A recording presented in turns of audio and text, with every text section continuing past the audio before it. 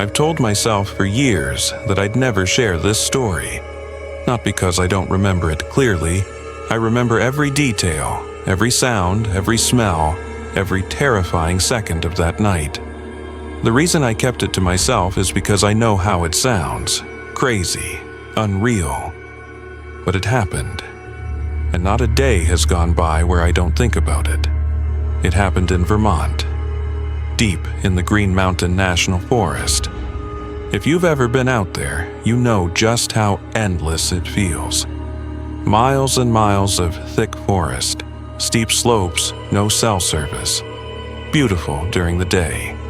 But at night, you start to realize how vulnerable you really are. I was 22. My friends, Mark and Jenna, had planned this 3-day hike. Mark was the outdoors guy, the one who thought GPS and maps were for people who didn't know how to listen to the forest. Jenna was the adventurous type who'd try anything once. Me? I went because I didn't want to be the one who chickened out. And if I had known what was waiting for us out there, I never would have gone.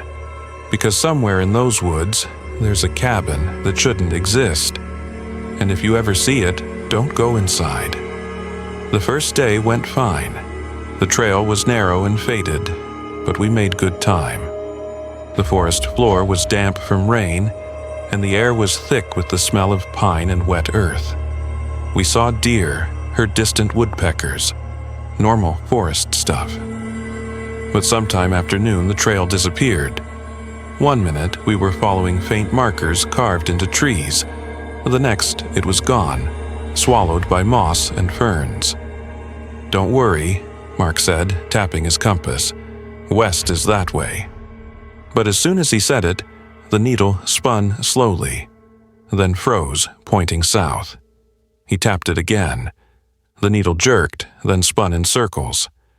I checked my GPS. The screen glitched, showing us in the middle of a blank space. No coordinates. "Maybe it's just interference," Jenna said. But I felt it in my stomach. That wrongness you can't explain. The instinct that tells you something isn't right. We should have turned back.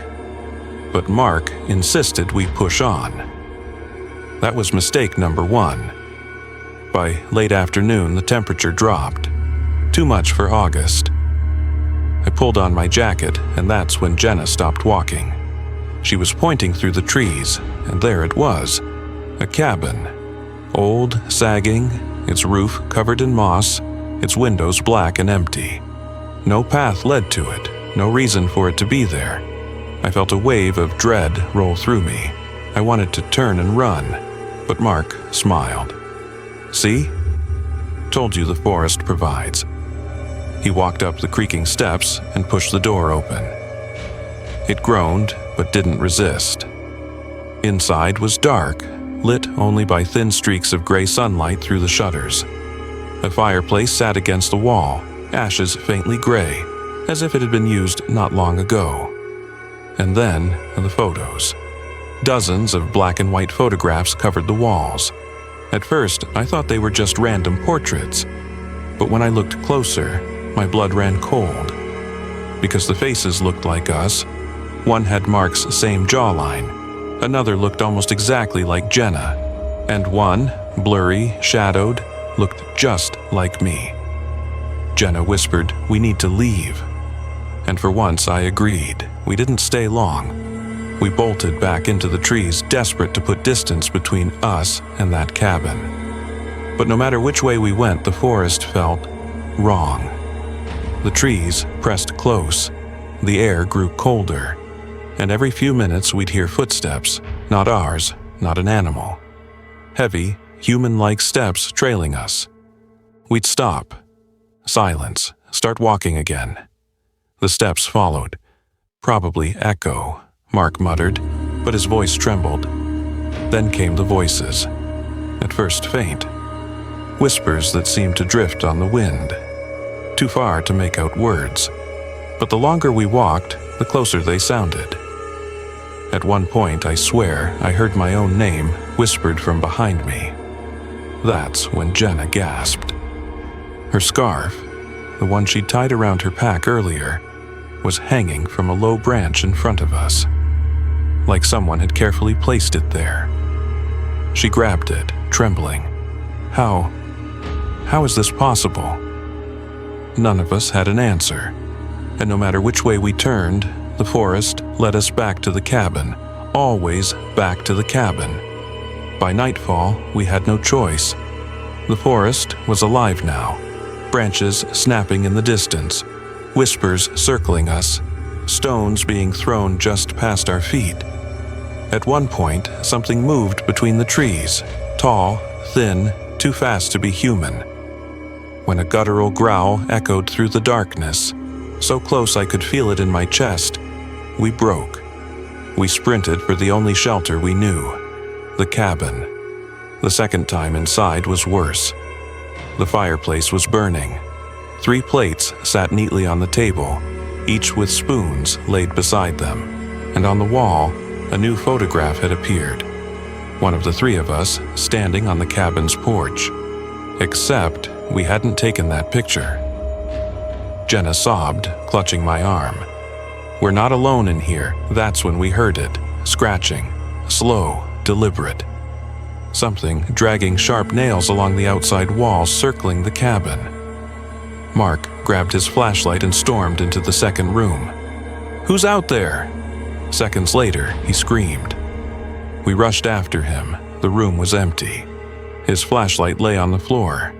His boots and backpack were there too, but Mark was gone.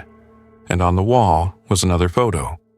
This time, it showed only 2 people, me and Jenna. We barricaded the door with furniture and sat pressed against the far wall. Outside, something circled endlessly. Slow footsteps crunching in the dirt, dragging against the walls. Sometimes it stopped at the window, and we'd see a shadow pass across the glass. Once, I swore I saw a face, but it wasn't a stranger's face. It was mine. Hours passed like years. The fire burned low.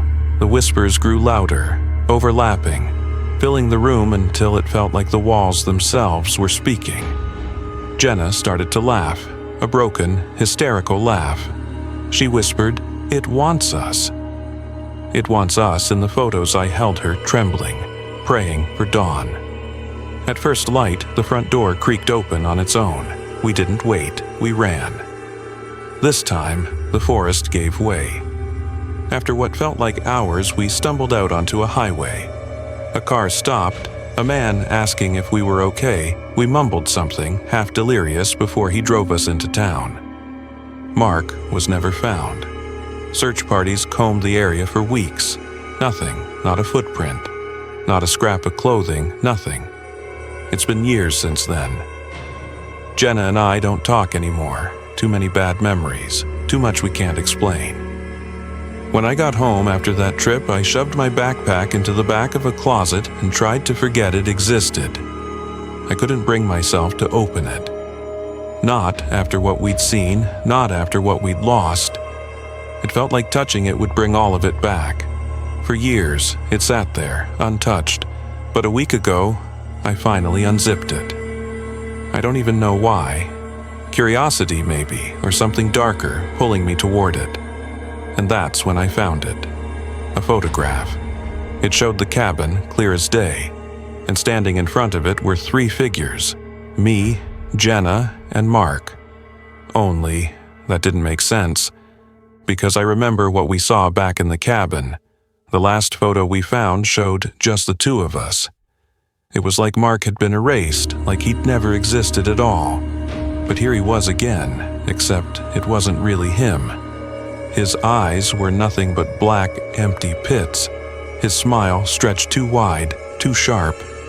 And ever since I found that photo, I swear, every time I close my eyes, I can feel him standing in the corner of my room.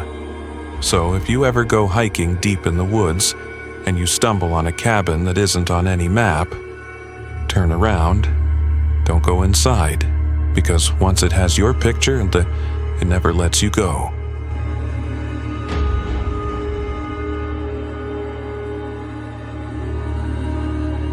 I've been camping my whole life. I grew up with the smell of pine in my lungs, the snap of twigs under my boots, the thrill of building fires and sleeping under the stars. But after one trip in the Blue Ridge Mountains, I swore I'd never step foot in the woods again. Not because of bears, not because of weather, but because sometimes, in the forest, you find things that don't want to be found. And if you're not careful, those things find you. It was late October when my two friends, Chris and Mike, and I decided to hike a stretch of the Blue Ridge Trail in North Carolina. We planned a 2-night trip, just a simple out-and-back loop before the weather got too cold. The trail was stunning. Fiery red and gold leaves blanketed the ground. The air was crisp and thin, the kind that makes you feel alive with every breath. We hiked all afternoon, following the ridgeline, occasionally stopping to take in the views. By dusk, we'd set up camp in a small clearing a couple miles off the main trail. Nothing unusual, just another night under the stars. But then we noticed we weren't alone. Down the ridge, maybe a quarter mile away, we spotted another campsite. 2 small tents, a lantern flickering. We could even hear faint voices drifting up toward us. Laughter, a man's voice, maybe 2 women. It was comforting, honestly. There's a strange safety in knowing you're not the only ones out in the dark. But by the end of the trip, I would regret ever seeing that camp. That night, after dinner, the 3 of us sat by our fire. The woods around us were silent, except for the occasional crackle of branches in the distance. Then, faintly, we heard it again. From the direction of that other camp, a harmonica. Someone was playing a soft tune, weaving through the trees. Danielle smiled. "That's kind of nice, actually." "Feels like we're not so far out here," Chris laughed. "Yeah, some backcountry entertainment." I agreed. It made the forest feel less empty, but what stuck with me was how clear it sounded, like it was closer than it should have been. The next morning, we decided to pass by that other site on our way back to the main trail. But when we got there, something wasn't right. The tents were still standing. The lantern was still hanging from a branch. But there was no one there. At first, that wasn't strange. Maybe they'd gone hiking. But the detail, they bothered me. A pot of oatmeal sat half-cooked over the fire pit, cold and congealed. A thermos had been tipped over, its contents soaking into the dirt. One of the sleeping bags was half unzipped, like someone had been about to climb out. It looked like they'd just stood up and walked away. Chris called out, "Hello? Anybody here?" But the woods answered only with silence. Danielle frowned. Why would they just leave everything behind? We stood there longer than I'd like to admit, scanning the tree line, waiting for someone to come back, but nobody did. Eventually, we shrugged it off, told ourselves they must have gone for a day hike and kept moving. But I couldn't shake the image of that cold oatmeal, the sleeping bag lying open. That night, back at our own camp, the forest felt different. The air was still. Too still. We'd finished dinner and were sitting around the fire when the sound drifted through the trees again. A harmonica. The exact same tune as before, but this time it was louder. Closer. Chris looked at me. "You hear that?" Danielle nodded, wide-eyed. The sound wasn't coming from the direction of the abandoned camp anymore. It was coming from deeper in the woods. And then we heard voices, laughter. A woman's giggle, a man's low chuckle, and clear as day, someone called my name. Not Chris, not Danielle, my name. We grabbed our flashlights, more out of instinct than bravery, and scanned the tree line. That's when I noticed something that made my stomach turn. About 20 yards away, another camp had appeared. 2 tents, a lantern flickering. Just like the one we'd seen before. Except this one looked newer, cleaner. And as my light passed over it, I saw something move inside one of the tents. a shadow shifting. Chris whispered, "Should we go check?" But before I could answer, the lantern in that camp went out. Just like that, the forest was black again. We tried to sleep that night, but I barely closed my eyes. Around 2 a.m., I woke to the sound of footsteps outside our tent. Slow, heavy. Then came the laughter, not one voice but dozens. Low, broken, drifting in a circle around us. I unzipped the flap just an inch, and my heart nearly stopped. Figures. All around our camp, standing just beyond the firelight. Men, women, children, dozens of them. Their faces pale, their clothes old and torn, their eyes dark and hollow. They weren't moving closer, they weren't speaking, they were just watching us. Mike sat up behind me, whispering, "Oh my God, do you see them?" I nodded, my throat so tight I couldn't answer. Chris stirred, and the three of us crouched there, frozen, as the circle of strangers stood silently in the trees. And then, all at once, they took a single step forward. The sound of 100 feet crushing leaves in unison made my stomach twist. I fumbled for my flashlight, hands trembling, and swept the beam across the tree line. But in that instant, they were gone. The clearing was empty. The only evidence left behind was the ground itself. Dozens of footprints circling our tents like a ritual. None of us spoke the rest of the night. We just sat there, watching the tree line until the first hint of daylight. At dawn, we shoved what little we could into our packs and bolted. The forest felt wrong. Every sound made us flinch. Every tree looked like a person waiting just beyond sight. More than once, I thought I heard the crunch of footsteps behind us, but when I turned, there was nothing. We didn't stop moving until the gravel of the parking lot crunched under our boots. And even then, none of us said a word the entire drive home. When we told the rangers what we'd seen, the abandoned camp, the laughter, the ring of people standing in the woods, they looked at us like we were crazy. One of them finally said, "Sir, no one else was registered in that section of the trail last weekend. You three were the only ones out there. That was 2 years ago." Chris and Mike refused to talk about it, but I can't escape it. Because some nights I wake to the sound of crunching leaves outside my bedroom window. The same slow, heavy footsteps that circled our tent. And when I look outside, I swear I see them. Dozens of figures standing perfectly still in the dark. Silent, watching, waiting.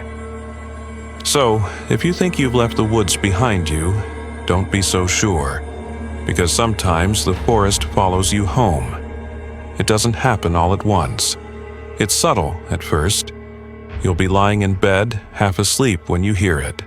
The faint crunch of leaves, a sound that makes no sense when you're miles from the nearest tree line. Or maybe you'll catch a smell drifting through your open window. Smoke from a campfire. Damp pine. The scent of the woods clinging to your room, though you haven't been camping in years. And if you're unlucky, you'll see more. A shadow lingering too long in the yard. Shapes where there shouldn't be any.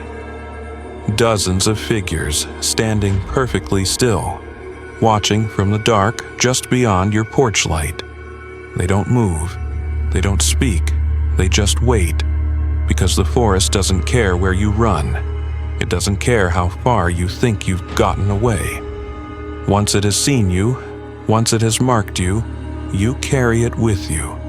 And when the night is quiet enough, and the world around you has finally gone still, you'll hear it again. That faint, lonely sound weaving through the silence. A harmonica. And when you do, you'll know the forest has found you again.